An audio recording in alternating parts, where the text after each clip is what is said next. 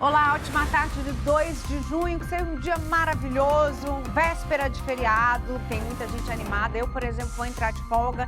Felipe Malta vai estar aqui representando muito bem o SBT Brasília. Cuidem dele com carinho, hein? Olha só as notícias de hoje. A polícia procura um homem suspeito de tentar aliciar uma menor de idade e também de tentar matar a pessoa que defendeu essa adolescente. Mais um caso de maus tratos a animal é registrado por câmera. E crimes assim têm que ser denunciados para que esse cenário mude, porque isso é crime. Pista perigosa, trânsito intenso, imprudência são uma receita infalível para acidentes na década de 150 e a gente foi ver essa história de perto. A gente vai falar também de doação de sangue, os bancos estão precisando de abastecimento, quem faz isso é quem doa. Estamos no mês do doador de sangue, você sabia disso?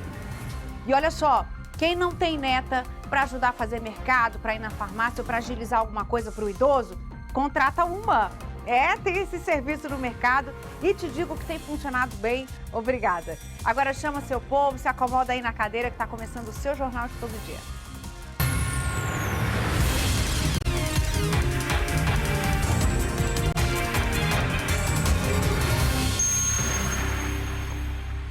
Que tempos são esses que a gente está vivendo? Hoje tem mais CPI da pandemia. Quem depõe neste momento na comissão é a médica infectologista Luana Araújo. Ela chegou a ser anunciada como secretária de enfrentamento à Covid no Ministério da Saúde, mas nem chegou a tomar posse no cargo. Ontem, os senadores ouviram a médica Nise Yamaguchi, defensora de medicamentos sem eficácia comprovada no tratamento da Covid. Foi forte esse depoimento dela, essa sessão de perguntas e de respostas. Ela negou a existência de um assessoramento paralelo ao presidente Jair Bolsonaro na questão da pandemia. Vamos ver. Nise Yamaguchi foi convidada para prestar esclarecimentos sobre um suposto assessoramento paralelo ao presidente Jair Bolsonaro em assuntos relacionados à pandemia. Uma das principais defensoras do tratamento precoce, o nome de Nise foi citado em depoimentos à comissão pelo ex-ministro da Saúde, Luiz Henrique Mandetta, e pelo presidente da Anvisa, Antônio Barra Torres. Os dois afirmaram que a médica teria defendido em uma reunião no Palácio do Planalto a mudança da bula da cloroquina, medicamento sem comprovação científica contra a Covid. Não existiu ideia de mudança de bula por minuta e nem por decreto. Então o presidente da Anvisa mentiu? Eu acho que ele, pelo menos ele deveria então apresentar a minuta, porque nesse momento não houve minuta de mudança de bula. Estou explicando para o senhor. Apesar da negativa, a médica entregou à CPI uma troca de mensagens na qual é possível ver a minuta do decreto que permitiria o uso da cloroquina e da hidroxicloroquina em toda a rede pública de saúde. Ao fim da troca de mensagens com o anestesista Luciano Dias Azevedo, a médica escreve: "Este decreto não pode ser feito assim, porque não é assim que regulamenta pesquisas clínicas. Exporia muito o presidente." Mesmo negando a existência de um gabinete paralelo de aconselhamento ao presidente, Nise confirmou a participação em reuniões com o empresário Carlos Wizard e com o ex-assessor da presidência Arthur Weintraub. Admitiu ainda que foi consultada pelo presidente Bolsonaro sobre dados científicos da cloroquina. Eu tomei o cuidado, então, de esclarecer que as doses deveriam ser mais baixas, né? Isso, senador, realmente eu tenho que caracterizar isso muito bem, que isso foi feito dentro do ambiente técnico do Ministério da Saúde. O relator da CPI, Renan Calheiros, usou vídeos antigos para questionar a opinião atual da médica. Em um deles, do ano passado, Nise defendia o tratamento precoce. Nós temos evidências científicas robustas falando que o tratamento precoce salva vidas e, portanto, não é necessário vacinar aleatoriamente uma população inteira, dizendo que é a única saída.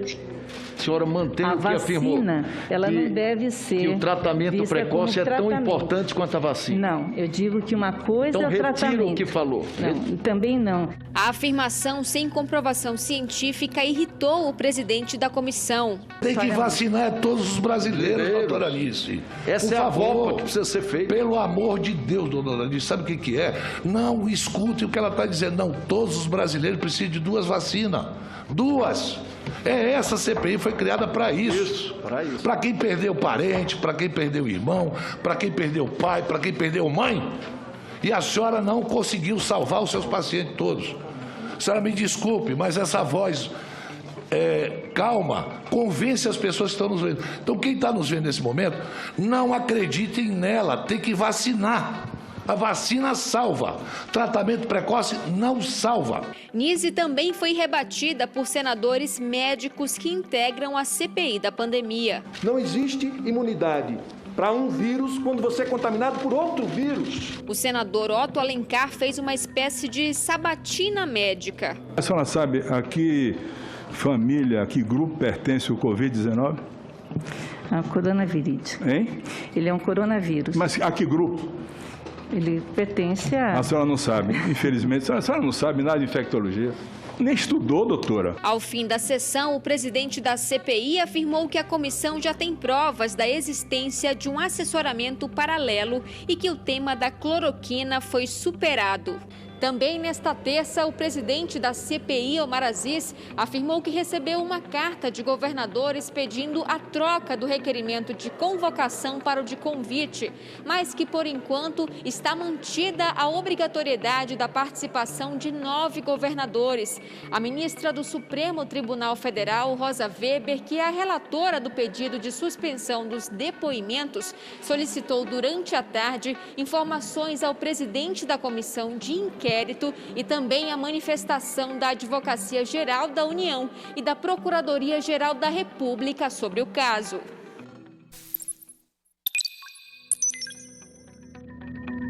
Para seguir acompanhando ao vivo os depoimentos da CPI da pandemia, acesse o site sbtnews.com.br, sua fonte segura de informação. Lá é transmitido todos os dias essa CPI. A médica Luana Araújo, essa que segue prestando esclarecimentos agora aos senadores, ela foi anunciada no dia 12 de maio como secretária de enfrentamento à Covid no Ministério da Saúde. Ficou só 10 dias na pasta e depois foi dispensada pelo governo federal porque ela queria autonomia para fazer o trabalho dela.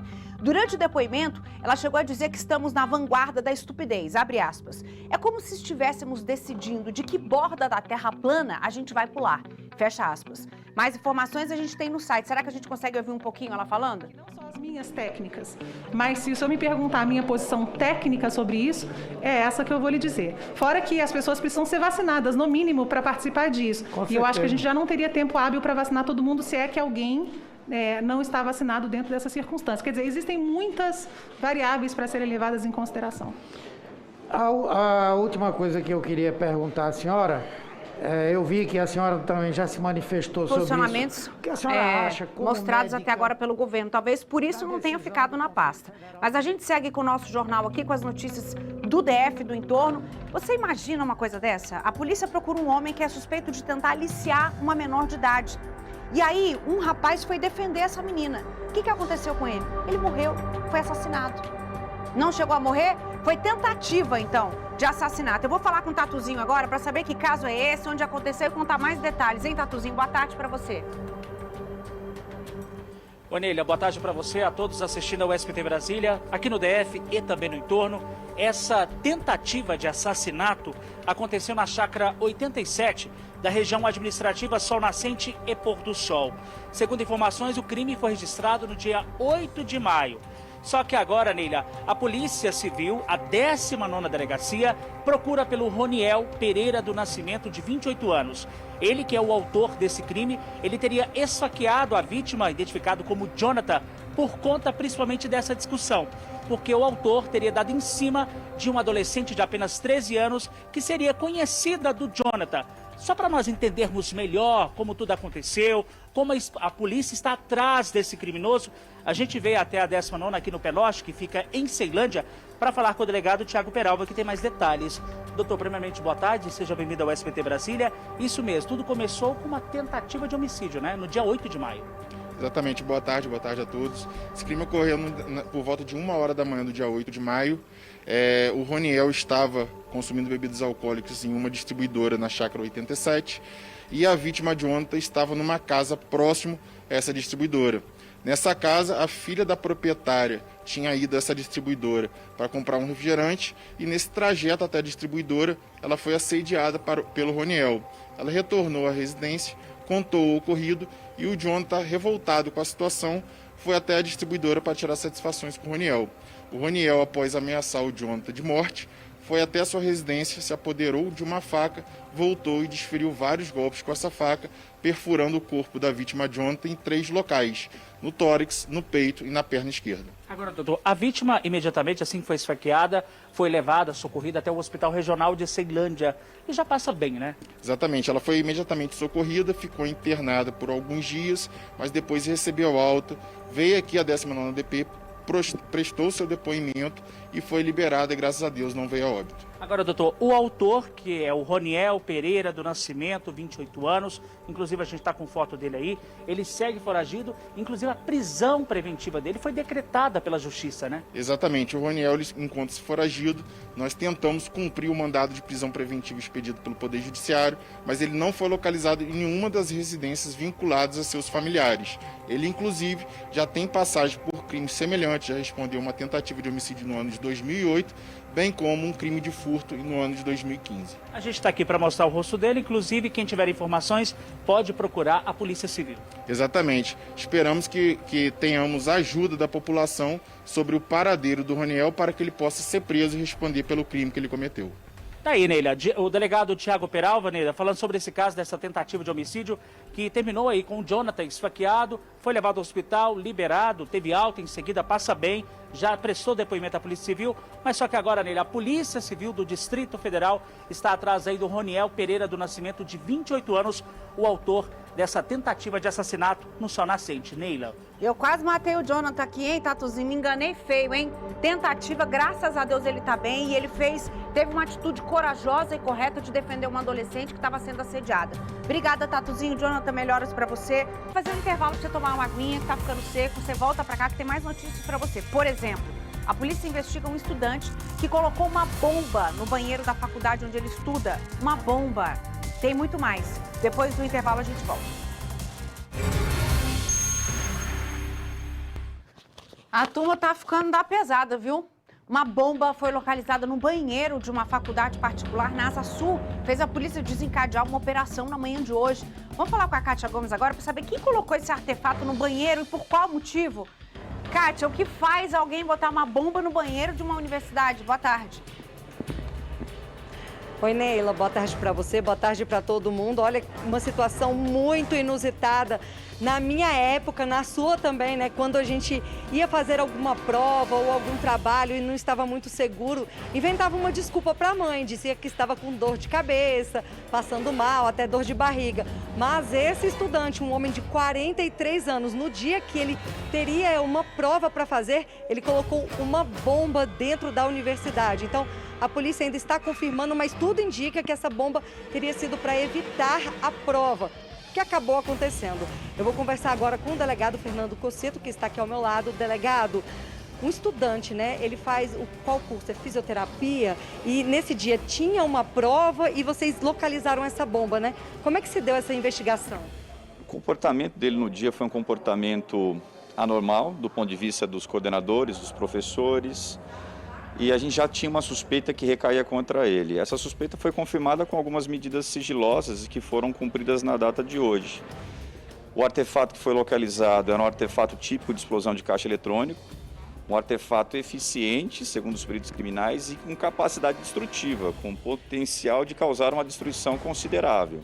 E na casa dele hoje pela manhã nós localizamos objetos relacionados também à metalurgia, objetos que são assim relacionados à construção de artefatos explosivos artesanais. Além disso, no aparelho telefônico dele, cujo acesso foi autorizado pela Justiça, nós tínhamos também conversas que indicavam que foi ele que deixou o artefato lá, visando tumultuar a prova que aconteceria no período da tarde. Inclusive mensagem onde ele comemora a localização do artefato explosivo. Depois que ele deixou, foi ele mesmo quem avisou a direção? Exatamente, tudo já pensado naquela manhã. Vou levar um artefato que não é um artefato de brinquedo, um artefato apto, eficiente, porque isso vai causar uma comoção e a prova não vai acontecer, mas a prova acabou acontecendo. Delegado, e se tivesse explodido, teria causado ali um grande prejuízo? Segundo o Instituto de Criminalística, sim. Um artefato que detinha uma quantidade razoável de pólvora acondicionada um artefato com bastante eficiência e com capacidade destrutiva. E agora, o que vai acontecer? Ele vai ficar preso? Ele vai responder por qual crime? A essa altura da investigação, ele colabora com a polícia, está lá colaborando conosco e nós não pedimos a custódia temporária ou preventiva dele, achamos que não era proporcional à medida nessa altura da investigação e deve responder pelo crime de detenção de artefato explosivo. É um crime previsto no Estatuto do Desarmamento, que tem pena de reclusão de 3 a 6 anos. Ele já tinha passagem ou não? Não, não tinha passagem. Não tinha passagem, né? E esse colega dele que conversou com ele pelo telefone, vocês também estão investigando? Outras pessoas estão sendo inquiridas aqui pela manhã, foram convidadas, estiveram aqui para a gente esclarecer exatamente o que aconteceu. Certo, então, delegado, muito obrigado pelas suas informações. Então é isso, viu, Neila? Agora a gente quer saber, então, qual foi a nota dele, ver se ele foi realmente muito ruim para ter feito tudo isso que ele fez. Gente, imagina um profissional desse no mercado, um fisioterapeuta explosivo desse, cuidando das pessoas que precisam se recompor. Eu preciso que o delegado diga de novo. Ele não vai ficar preso, ele foi solto, mas ele estava querendo explodir a universidade. Ele pode repetir, por favor, que não é necessário que ele fique preso? Delegado, a Neila está só confirmando, né? Não é necessário nesse momento que ele fique preso, ele pode ser solto, não oferece nenhum risco para a população? Não, nesse momento, sob a ótica da polícia, não há que se falar na custódia dele. Até porque colabora conosco, esteve aqui esclarecendo, permitiu acesso a outros dispositivos informáticos da casa dele, esclareceu alguns pontos. Então, sob a ótica da polícia, não há necessidade de nós representarmos, de nós pedirmos a custódia temporária ou preventiva dele hoje, nesse momento. Agora, nada impede que no futuro, se nós tenhamos algum outro tipo de demonstrativo de continuidade delitiva, que a polícia aí sim peça ao judiciário o encarceramento dele. Certo, delegado, obrigado pelos esclarecimentos. Então é isso, Neila. Obrigada. Vocês concordam? Então, se ele explodir, ou se ele tentar explodir de novo, aí ele pode ser preso. Mas agora não, ele é bonzinho. Ele falou que pode dar, ó, tá lá. Viu? Eu tô chocada. Um casal foi preso em flagrante por tráfico de drogas em Taguatinga e a gente vai ver agora. A prisão partiu de uma denúncia anônima. No momento da abordagem, o casal de 19 e 27 anos mantinha no apartamento em Taguatinga 200 gramas de maconha, 25 gramas de cocaína, balança de precisão, maquininha de venda, material para embalagem de drogas e celulares. A denúncia dava conta de que eles vendiam dentro de casa usando o aplicativo de celular. Os compradores buscavam a mercadoria na portaria do condomínio. Eles confessaram o crime. Foram encaminhados para a carceragem da Polícia Civil e vão aguardar a audiência de custódia. Detalhe que o homem de 27 anos estava em liberdade provisória pelo mesmo crime. O presidente Jair Bolsonaro anunciou que 3 estados e o Distrito Federal vão receber os Jogos da Copa América. O presidente já tinha dito que, se depender do governo federal, o torneio será realizado sim no Brasil. Na saída do Palácio da Alvorada, o presidente Jair Bolsonaro confirmou as negociações para que o Brasil receba a Copa América, com jogos entre 13 de junho e 10 de julho, e comentou as críticas ao governo por permitir o recebimento do evento em plena pandemia. Agora, o que está vendo aqui? O movimento da Globo, contrário, porque o direito de transmissão é do SBT. Está vendo o jogo da Libertadores? Está vendo a Libertadores? Não está vendo também da Sul-Americana? Tá? Também não começa agora na sexta-feira a eliminatória da Copa do Mundo? Ninguém fala nada, não tem problema nenhum. Porque quando se fala em Copa América, querem questionar que causa aglomeração, ajuda a espalhar o vírus, etc. Mais tarde, Bolsonaro participou da cerimônia de anúncio dos patrocínios da Caixa para esportes olímpicos e paralímpicos e novamente falou sobre a Copa América no Brasil. O presidente disse que deu sinal verde para a realização dos Jogos após ter a aprovação dos ministros.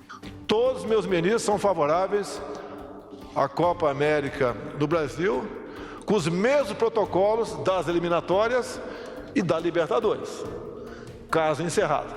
O Partido dos Trabalhadores recorreu ao Supremo Tribunal Federal para impedir o evento esportivo. Nesta terça-feira, o ministro Ricardo Lewandowski deu prazo de 5 dias para que o presidente Bolsonaro apresente informações sobre os jogos, antes de decidir sobre a questão. O governo federal listou alguns protocolos que a Confederação Brasileira de Futebol deve adotar, como jogos sem a presença de torcedores, limite de 65 pessoas por delegação e todos vacinados, inclusive brasileiros. O presidente afirmou que o Brasil está em condições de realizar a Copa América e que a escolha dos estados que receberão os jogos foi feita em conjunto com a CBF e com o ministro-chefe da Casa Civil. Escolhemos as sedes em comum acordo, obviamente, com os governadores. E agora já tivemos 4 governadores, né? Aqui de Brasília, Rio de Janeiro, Mato Grosso do Sul e Goiás. Bolsonaro se confundiu ao dizer que o Mato Grosso do Sul receberia jogos. Pela internet, o ministro-chefe da Casa Civil informou que Mato Grosso será sede da Copa América. Enquanto isso, a seleção brasileira continua treinando na Granja Comari, em Teresópolis. Nesta terça-feira, chegaram o atacante Gabriel Jesus e o goleiro Ederson, completando a lista de convocados do técnico Tite para os jogos das eliminatórias da Copa do Mundo. O próximo jogo do Brasil será na sexta-feira contra o Equador, no estádio Beira-Rio, em Porto Alegre.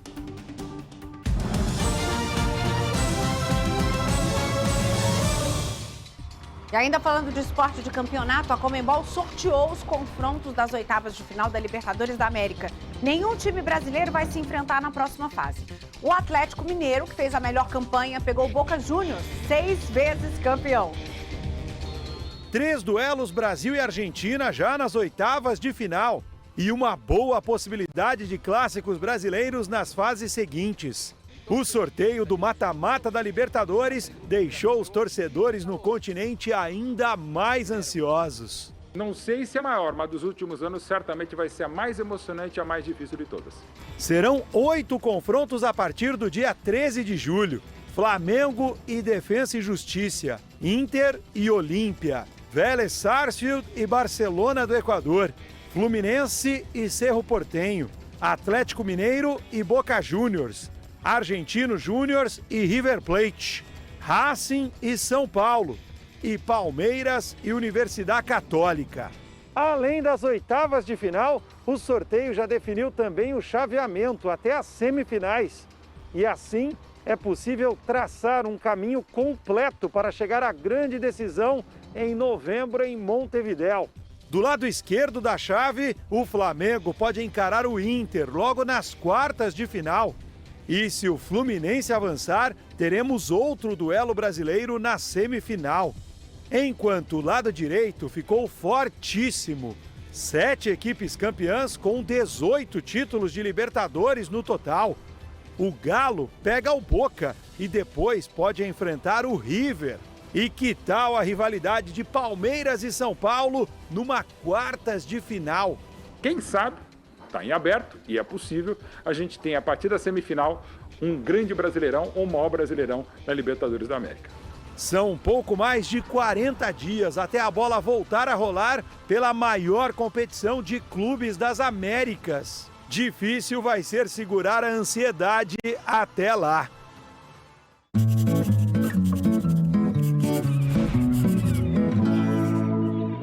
Olha essa novidade, sabe aquelas tarefas que muitas vezes as pessoas com mais de 60 anos ficam com dificuldade de realizar? Ou até mesmo porque querem sua companhia, para não ir ao mercado sozinho?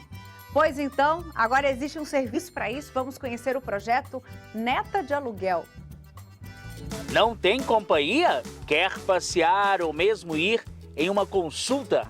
Esse é o texto do anúncio da Neta de Aluguel. Isso mesmo, depois do marido que faz tudo, agora existem serviços para os maiores de 60 anos. O projeto foi trazido para a capital por esta pedagoga. Veio a necessidade de muitos idosos ter a necessidade de ir ao mercado, ir ao shopping e não ter ninguém disponível.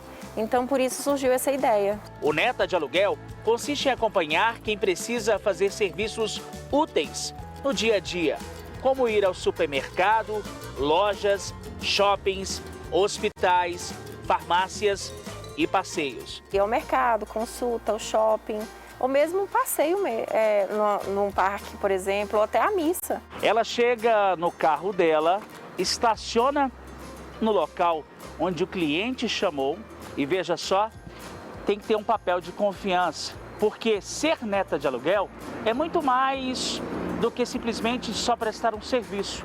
É realmente uma neta que dá atenção, que dá respeito, que passa confiança. Veja só, agora ela vai buscar a primeira cliente, ou seja, a primeira vovó. A dona Aldiza já está esperando ela para ir até a farmácia. Veja só, ela veio buscar a dona Aldiza para fazer a compra de medicamentos.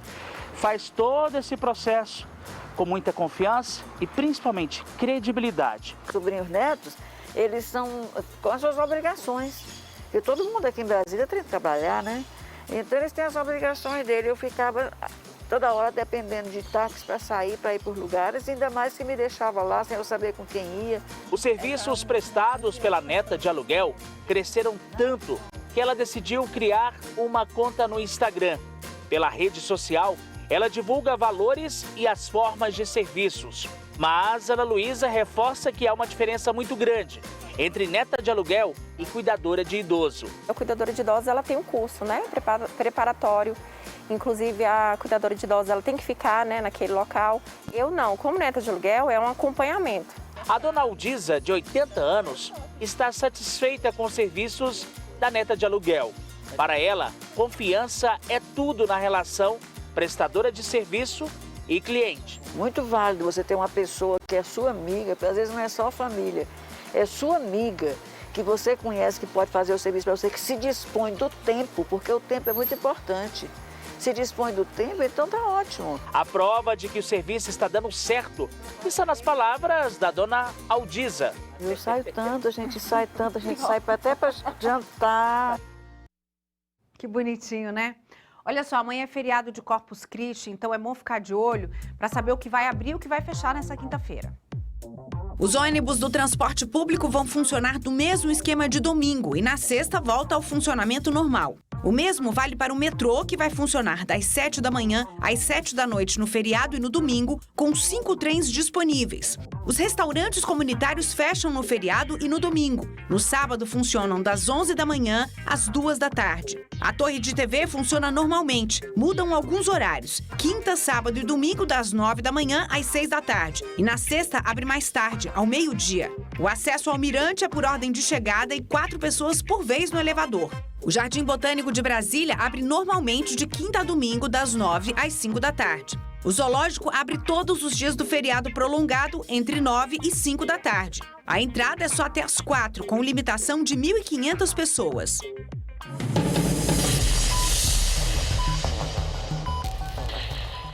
Vamos saber com o Paulo Vitor, o nosso Tatuzinho, como é que fica o funcionamento das unidades de saúde do DF nessa quinta-feira de feriado. Será que tem vacinação contra a Covid-19, já que muita gente não vai trabalhar e tem disponibilidade para vacinar? Sim ou não, Tatuzinho?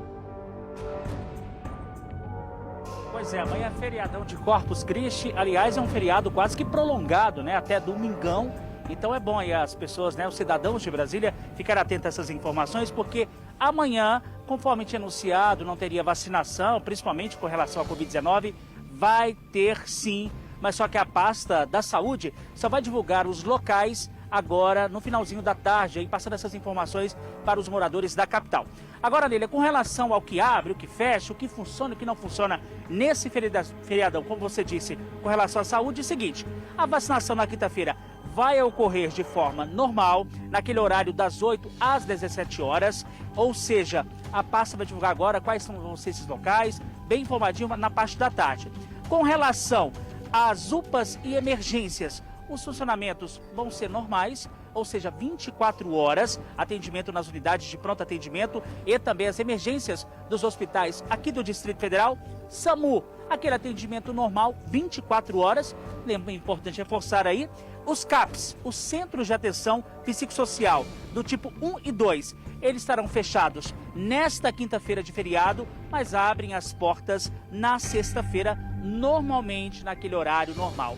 Com relação, Nélia, às UBSs, Unidades Básicas de Saúde, elas fecham nessa quinta-feira, mas o funcionamento volta na sexta-feira, com atendimento das 8 horas da manhã até às 17 horas. Lembrando que as UBSs, elas abrem também aos sábados e estarão funcionando normalmente.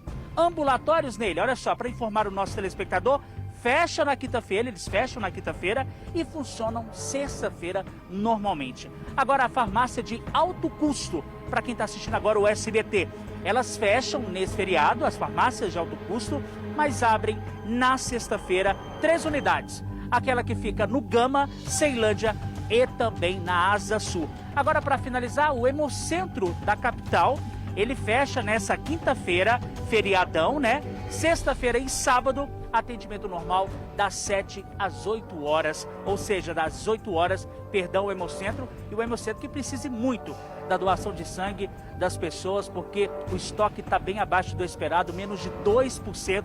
Então, portanto, fica esse alerta aí para quem nesse feriado não for fazer nada. Quem quiser doar sangue, é só procurar o Hemocentro aí das 7 da manhã às 18 horas, na sexta e também no sábado. Então, só para reafirmar aí, Neila, com relação à vacinação contra a Covid-19, a Secretaria de Saúde enviou uma nota para a nossa produção de jornalismo dizendo o seguinte: a Secretaria de Saúde informa que haverá, sim, vacinação no feriado desta quinta-feira e hoje, no período da tarde, os locais serão divulgados. E informa ainda que houve um erro de informação de que não teria vacinação, mas vai ter vacinação sim, viu, Neila?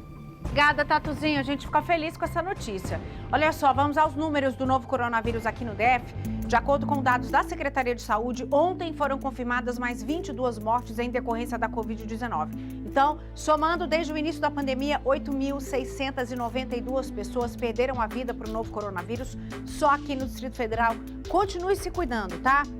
Agora, um caso de maus tratos a animal registrado em Vicente Pires. A gente fala com a Kátia Gomes de novo para saber de que caso estamos falando. Kátia, quando chega vídeo assim nas nossas redes sociais, no nosso WhatsApp, que a gente recebe denúncia 24 horas, viu, gente? Não dá vontade nem de ver. Dá agonia na gente, né, Kátia? Dá muita pena, um cachorrinho bem pequenininho sendo agredido pelo próprio dono, Neila. E esse caso, como você disse, foi em Vicente Pires, na Rua 12, no último domingo. Foi o próprio síndico que fez a denúncia contra o morador. Nas imagens de circuito de segurança, ele aparece enforcando o cachorro e também batendo nele com chinelo. Isso só porque o cachorro saiu de dentro de casa e foi até o portão do condomínio. Vamos ouvir então agora, Neila, a Ana Paula Vasconcelos, que é advogada e protetora de animais. Ela explica que agredir animais é crime. Maus tratos animais é crime, conforme a Lei 9.605 de 98, em seu artigo 32 e 32A. No caso concreto, por se tratar de um cachorro, o agressor poderá ser condenado de 2 a 5 anos de reclusão, além do pagamento de multa e perda da guarda do animal. A denúncia é muito importante, pois só assim nós podemos salvar essas vidas em situação de vulnerabilidade e fazer com que os agressores recebam as punições conforme previsão legal. Como é que a polícia está agindo nesse caso? E esse cachorro, a gente viu ele na delegacia. Ele foi retirado do dono, Kátia? Foi retirado sim, Neila. A polícia está tratando esse caso como maus tratos e o delegado disse que vai continuar investigando esse caso porque essa não teria sido a primeira vez que esse homem agrediu um animal. Então ele vai continuar sendo investigado por maus tratos. Vamos ouvir agora a entrevista com o delegado Ataliba Neto. Verificamos aí que o tutor dessa cachorrinha teria enforcado, segurado ela pelo pescoço em alguns momentos e depois teria desferido várias chineladas contra a mesma.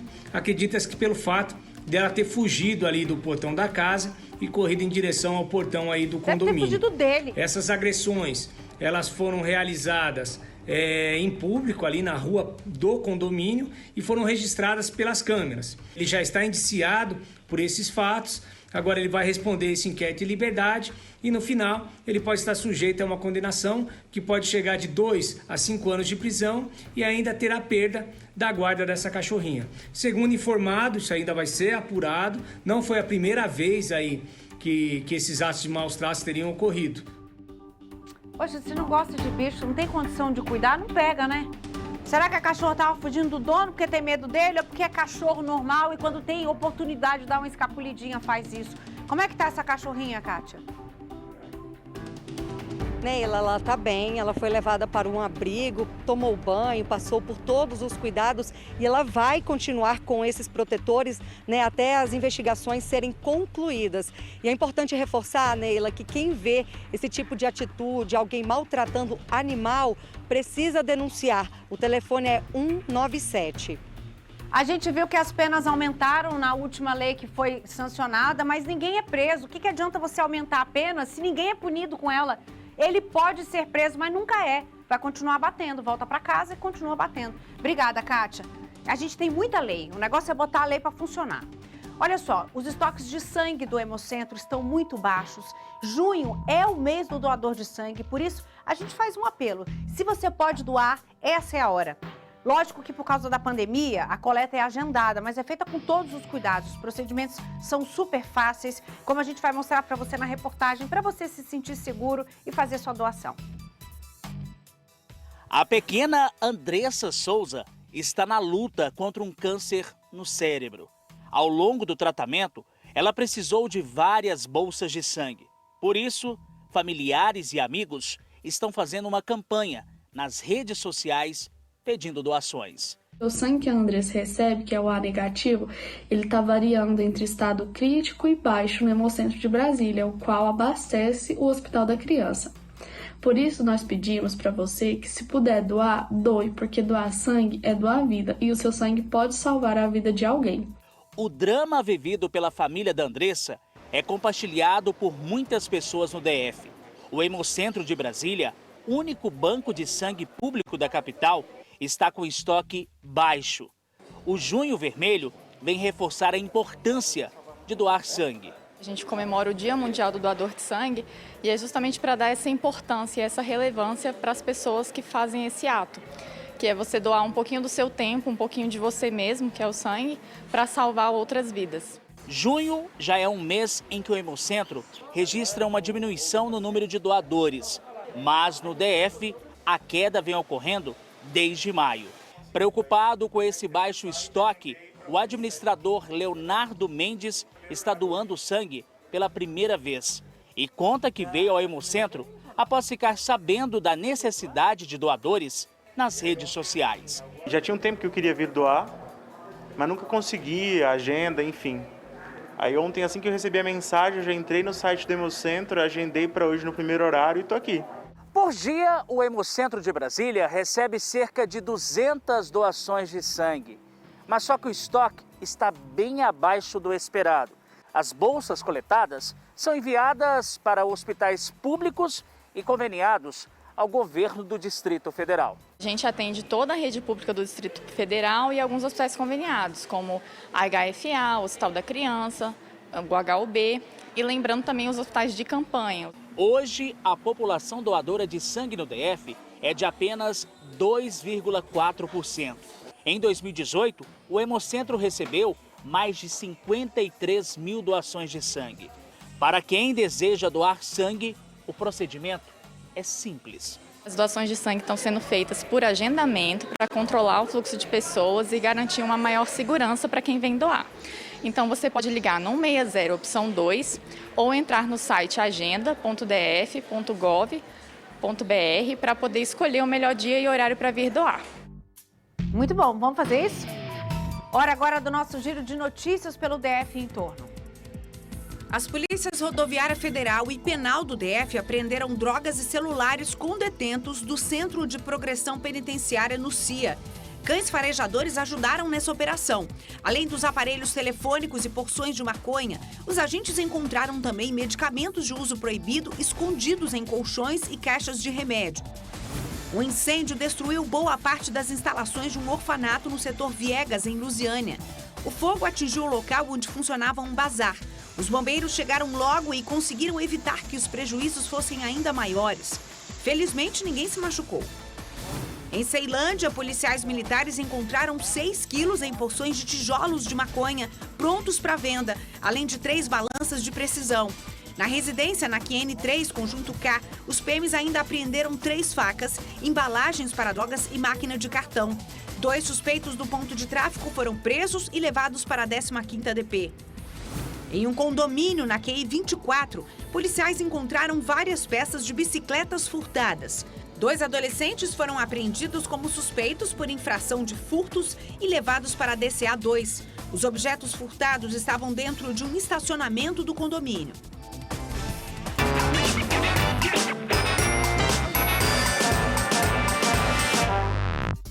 Fique esperto, quem tem dinheiro para receber do programa Nota Legal tem até o fim do mês para indicar os créditos, viu? O contribuinte precisa ter no mínimo R$ 25 de saldo. Também não pode ter dívida com a Receita do DF. Mais informações no site do programa. É também nessa página que o consumidor vai fazer a solicitação para transferência desse dinheiro. Olha, o dia hoje segue com o sol, com poucas nuvens, temperatura em 24 graus, umidade relativa do ar em 45%. Aproveite o dia, amanhã é feriado, aproveite o fim de semana com segurança, com proteção, porque a sua vida vale muito, ela é importante para a sua família e para as pessoas que te amam, tá? Eu vou sair de férias, mas no dia 15 eu tô de volta. Até lá, Felipe Malta faz as honras da casa. Um beijo para vocês, muita saúde, vou ficar com saudade e até lá. Tchau, tchau.